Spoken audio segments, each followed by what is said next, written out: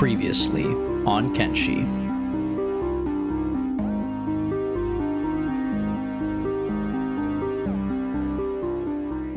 Welcome back, guys. Last time, we proved our bounty hunter prowess by securing almost $300,000 in criminals. During that time, we also managed to eliminate basically every other faction in the game. Wait a minute, what is this? I forgot about the check. Okay, hold on, I can fix this. Let me just take care of this really quickly. I'm so sorry, guys. I can't believe that I forgot about the check. Hold on, let me just, Okay, there we go. Alright, perfect. Okay, now that we can put Asada in jail, the Shek Kingdom should be taken care of. So back to what I was saying. We basically have removed any and all humans that wish to oppose us. But humans are not the only dangerous creatures in Kenshi. In fact, most of you who've played Kenshi are probably more afraid of the wildlife, which can range from tiny blood-sucking spiders who eat you alive, all the way to literal dinosaurs. This made me realize that putting away criminals wasn't enough. There were much scarier and deadlier threats out there in the form of these beasts, and if I wanted to make this a safer place, I would have to rid them from this planet. Most human factions have a leader, like the one that I just put in jail. Typically, once you defeat this leader or imprison them, this triggers world states in the game, which causes nations to crumble. However, when it comes to animals, you have to think like an animal. This is about establishing dominance and taking over the jungle. So while there aren't technically leaders, there's a version of these creatures that's even bigger and badder than any other version you would see wandering the wastelands. It's like if you could G-Max a swamp raptor. The first mega variation that we're going to be focusing on is the mega crab, which is probably also the most commonly known one. I mean, he literally has an entire region just to himself. By the way, if you ever thought to yourself, oh, I should go visit here, do not. There is literally nothing here, and it's plagued with the most annoying weather, acid rain.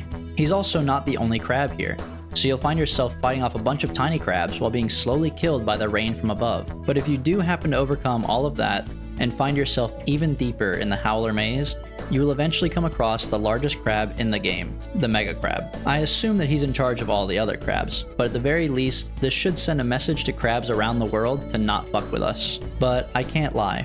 He's actually pretty dangerous. With pinchers that size, it's not hard for him to literally cut one of your people in half.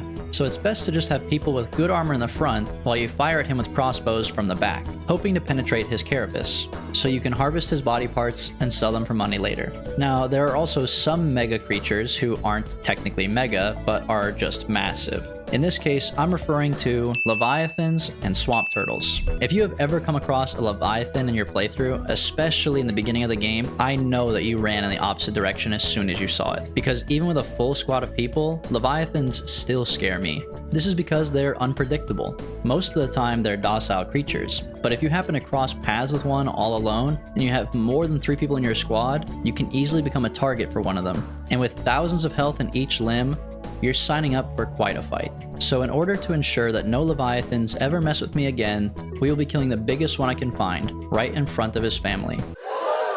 Again, this is a fight where you really benefit from having crossbows, since anyone in the front line is just going to get stomped on or smacked with its big head, or in some cases, danced on.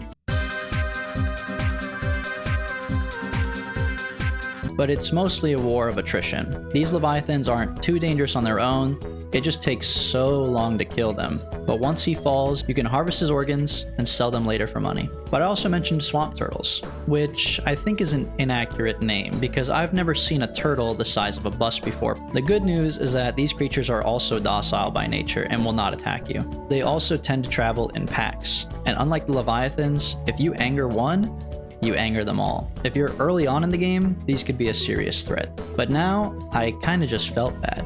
They all went down so easily, and I kinda had no reason to attack them, but it is one step closer to proving our combat prowess over these creatures. But in order to keep that up, we would have to move on to our next mega creature, the Mega Raptor. Similar to the Mega Crab, this is a version of a swamp raptor that has been sized up by quite a bit. Swamp raptors, similar to swamp turtles, will typically be docile creatures. However, they are also known to enter your base and eat your crops. So to make sure they never do this to me, I have to send a message by slaying their leader. Similar to the Mega Crab, the Mega Raptor also has an entire territory dedicated to just him. He lives on Raptor Island, an island that has literally nothing on it besides the other swamp raptors, and this guy, who you can find by heading a little deeper onto the island until you notice a flooded ruin. There you'll see a very large swamp raptor. The most difficult part about fighting the swamp raptor is trying to get your squad in a position to attack him, since characters can't attack in the water. Either everyone has to go to the ruin, or you have to lure him to the shore to fight him. Either way, once you figure something out that works for you, you can start dealing damage to him, and you'll find he isn't too difficult to take on. Similar to the Leviathan, it's more of a battle against his large health bar. He does have some pretty good loot though, but with the Mega Raptor defeated, we can move on to the last two mega creatures, which you may recognize. The first is the King Gorillo. The King Gorillo is just like a normal Gorillo, but once again much larger in size and in health. He protects a crumbled old ruin very similarly to the Mega Raptor. However, it's in a much more public location. As a result, you've probably seen him before, and you probably got your ass handed to you unless you had a big enough squad, because even normal gorillos are nothing to laugh at. But this guy is a King Gorillo. You also run into the same issue with the King Gorillo as you do with the Mega Raptor, which is the water surrounding his ruin. But you can also always rely on the trusty crossbow, allowing us to prove once again that there is no one and no thing that could stop us. Not even the King Gorillo's albino brother, the Great White Gorillo. This Mega Gorillo you may or may not be familiar with due to his location. You can find him in the city of Morn, one of the worst cities in the game, as there's almost nothing of value there, and the guards always just let beak things into the city. You would basically have no reason to come here or to stay, unless you happen to speak to the bartender, who will sometimes notify you that there's something dangerous behind the locked gates in town, which to a normal person would be a threat to take seriously.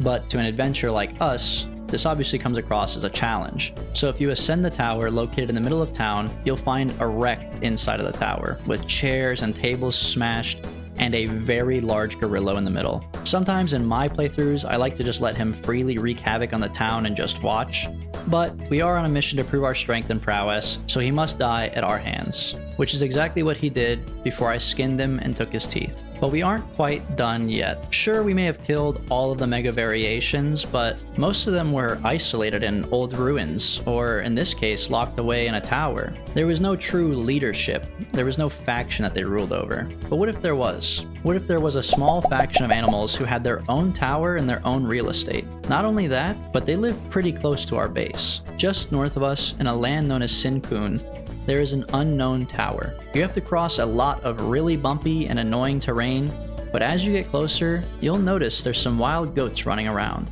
and a lonesome tower in the middle of these rock formations. These goats are, in fact, not wild, and instead run a goat outpost, known as the Tower of Goats. Like most other things today, goats are naturally a docile creature. However, the goats that live in this tower are evil, and will attack you on sight, which seems very suspicious to me.